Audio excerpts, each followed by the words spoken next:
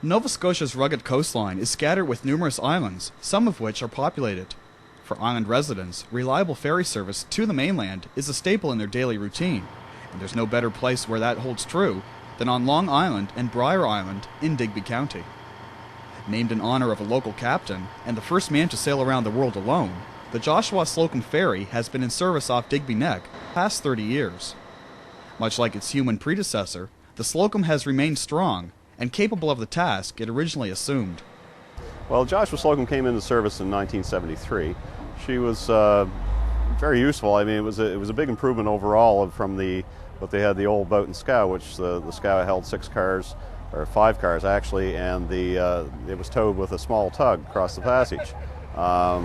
We had a small pilot project come into effect with it was a steel barge with Z drives and a small wheelhouse put on the side of 55 foot, and that ferry allowed us to see whether this operation would actually work in the passages. And once that proved out, then they built the Joshua Slocum to service the passage. The varying conditions on the Grand and Petite Passages can make crossings a real challenge. Along with tidal currents that range between 6 and 11 knots, these waters are often plagued with high winds and rough seas. It takes a special boat, like the Joshua Slocum, to safely ferry motorists to the other side. They're run with a Z drive. They're offset, of course. The Z drives are offset to allow us to land on a slip. We have a 23-foot drop in tide at these locations, which means you have to have a permanent slipway. The Z drives are 360-degree swivel. They're run by a Caterpillar engine. These engines produce probably around 480 horsepower.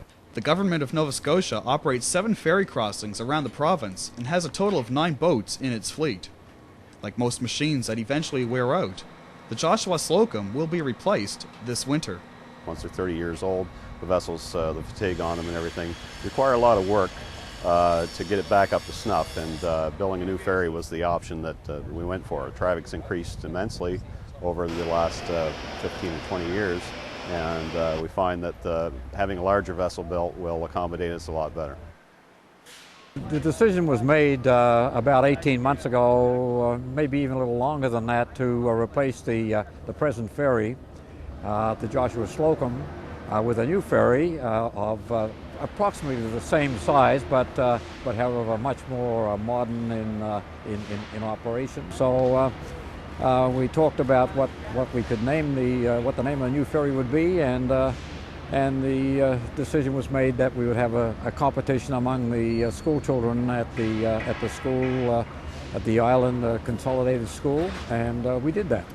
I was just like making up names out of the blue what would work with it, and how I got Petite Princess was because where the ferry's going to be traveling is through Petite Passage, and then I got Princess because I just thought like it's a girl, boats are girls, so I thought Princess would be a nice name.